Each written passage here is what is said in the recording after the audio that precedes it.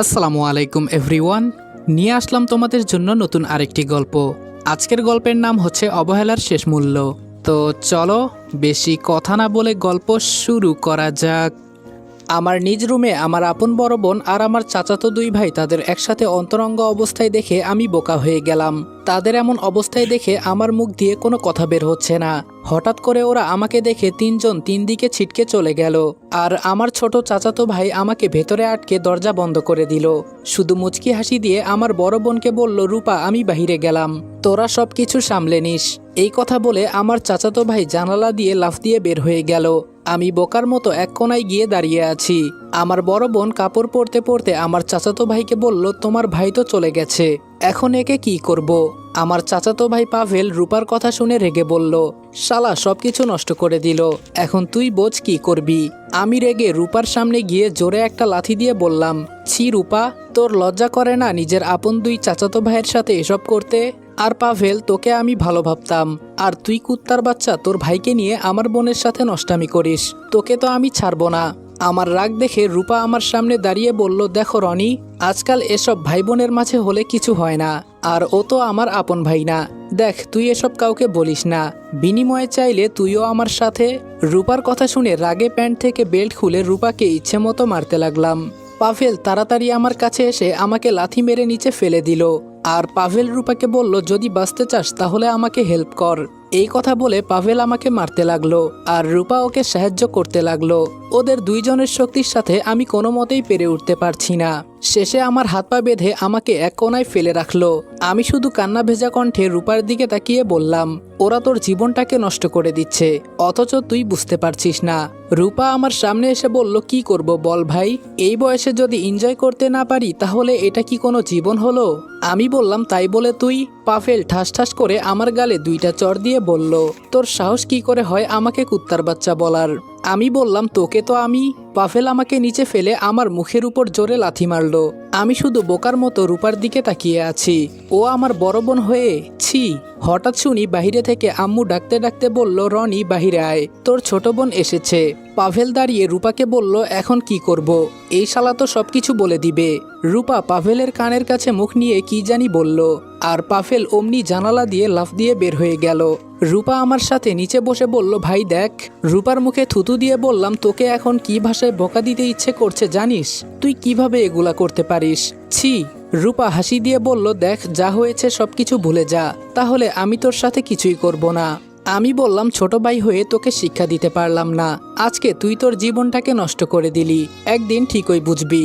তবে আমি এখান থেকে যেতে পারলে আমি সবাইকে সবকিছু বলে দিব। রূপা দাঁড়িয়ে বলল, আমার জীবন শেষ হয় নাই, বরং আজকে থেকে তোর জীবন নষ্ট হয়ে যাবে। আমার কথা তো শুনলি না। রূপা আমার হাত পায়ের বাঁধন খুলে বিছানায় ফেলে দিয়ে বলল, মাফ করে দিস ভাই। এই কথা বলে রূপা নিজের কাপড় নিজেই ছিঁড়ে জোরে জোরে চিৎকার করে বলল, আব্বু আম্মু আমাকে বাঁচাও প্লিজ, তোমার ছেলে আমার সাথে খারাপ কিছু করতে চাচ্ছে। আর অমনি পাভেল আর ওর ভাই দরজা ভেঙে ভেতরে চলে আসলো। পেছনে আম্মু আর আব্বু দাঁড়িয়ে আছে। আর সাথে সাথে রূপা আম্মুর পেছনে দাঁড়িয়ে কান্না করতে করতে বলল, আম্মু তোমার ছেলে আমার সাথে। পাভেল আমার দিকে এসে আমার কলার ধরে বলল, ছি রনি, তুই কিনা শেষমেশ? বাবা রেগে চিৎকার দিয়ে বলল, তুই কিনা শেষমেশ তোর বড় বোনের সাথে? আমার রুম থেকে হকি স্টিক নিয়ে বাবা আমাকে ধরে ইচ্ছে মতো মারতে লাগলো। পাভেল আর ওর ভাই আমার দিকে তাকিয়ে মুচকি মুচকি হাসছে। বাবা আমাকে মারছে কিন্তু আমি চুপচাপ রূপার দিকে তাকিয়ে আছি। নিজের মায়ের পেটের বোন হয়ে ও আমার উপর এই অপবাদ দিতে পারলো? পাভেল বাবাকে বলল, দেখো চাচা, কিভাবে তোমার ছেলে আবার রূপার উপর তাকিয়ে আছে। বাবা তো রেগে বলল, আজকে তোকে আমি। সবাই শুধু দাঁড়িয়ে দাঁড়িয়ে দেখছে। আম্মু শুধু চুপচাপ কান্না করছে। বাবার মার খেয়ে কখন যে আমি অজ্ঞান হয়ে গেছি বলতেও পারি না। যখন জ্ঞান ফিরল তখন আমি অনুভব করলাম আমার শরীরে একটুও শক্তি নেই। বাবা আমাকে আমার রুমের ভেতরে বন্দি করে দিয়েছে। আমি কখনোই ভাবিনি আমার বোনের সাথে আমার আপন দুই জমজ চাচাতো ভাই এসব করবে। আর রূপা আমার বোন হয়ে ও আমার উপর। এসব চিন্তা করতে করতে চোখ দিয়ে পানি পড়ছে। যাকে আমি এতটা সম্মান করি, শুধু সম্মান করি না, রূপাকে আমি আমার মায়ের মতো দেখি, কিন্তু ও আজকে আমার সাথে, ভাবতেই চোখের পানি পড়ছে। শরীরের রক্ত শুকিয়ে কাঠ হয়ে গেছে। কোনো মতে দাঁড়িয়ে দরজার কাছে গেলাম, কিন্তু দরজা বাহির থেকে বন্ধ করা। শেষে কোনো উপায় না দেখে বিছানায় গিয়ে বসলাম। আমার ফোনটাও ওরা নিয়ে গেছে। হঠাৎ করে দরজা খুলে একজন উকিল সহ আমার পুরো পরিবার রুমের ভেতরে ঢুকলো। বাবা আবার রেগে আমার কাছে এসে আমাকে লাথি মেরে দূরে ফেলে দিয়ে বলল, তোকে আজকে থেকে আমি ত্যায্যপুত্র করলাম।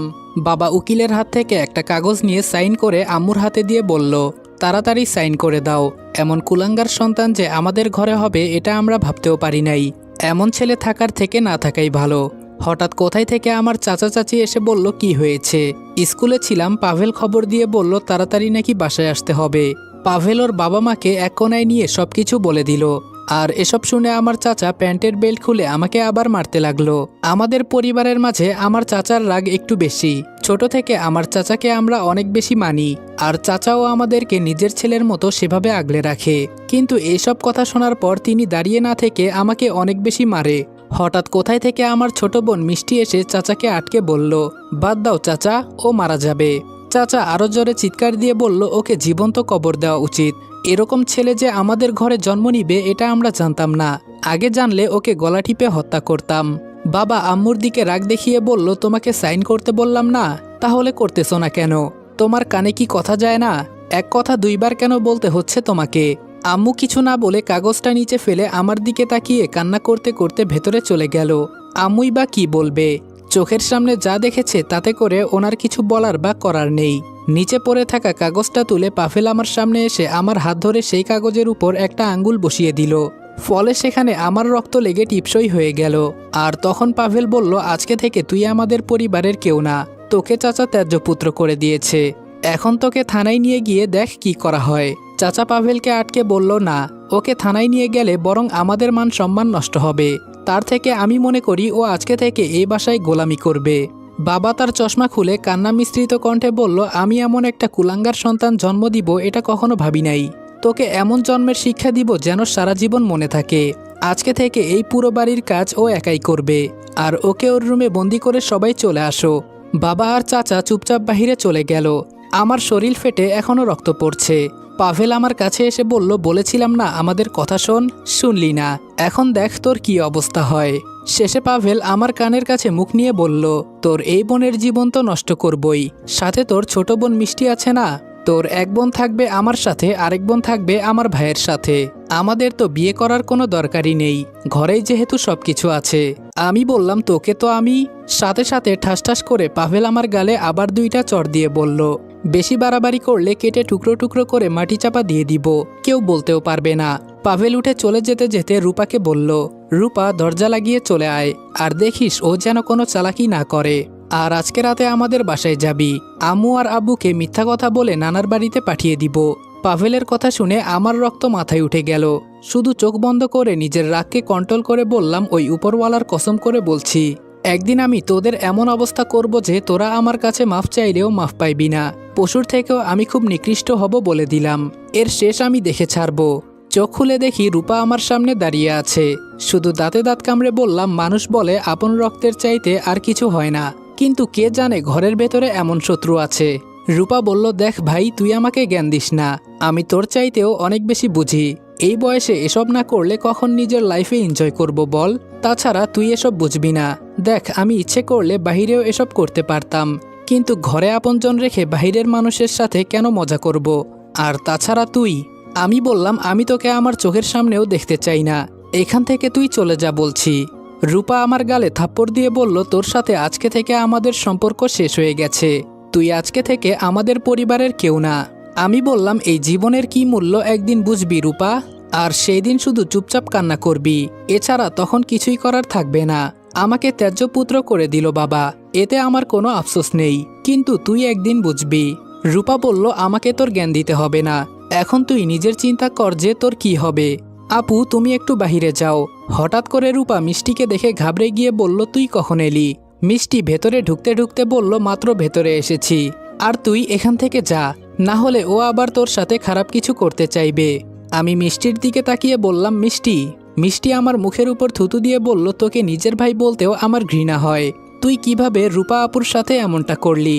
ও না তোর বড় বোন হয়? তুই না সবসময় বলতি রূপা হলো আমার মায়ের মতো, আর আমাকে বলতি তুই হলি আমার আদরের একমাত্র পিচ্চি বোন। আর আজকে তুই কিভাবে এটা করলি? ছি, তোকে ভাই বলতে আমার লজ্জা লাগছে। আমরা মেয়েরা যদি নিজের ভাইয়ের কাছে হেফাজতে না থাকি তাহলে আর কোথায় থাকবো? তোদের মতো কিছু ভাইয়ের জন্য আজকে অনেক মেয়েরাই সুরক্ষিত না। এই কথা বলে মিষ্টি কান্না করে দিল। আমি মিষ্টির দিকে তাকিয়ে বললাম, বিশ্বাস কর, আমি কিছু করি নাই।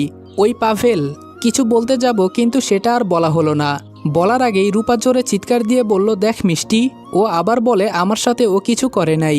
বিশ্বাস কর, পাভেল যদি তখন না আসতো তাহলে মনে হয় ওই দিনে আমার ইজ্জত শেষ করে ফেলতো।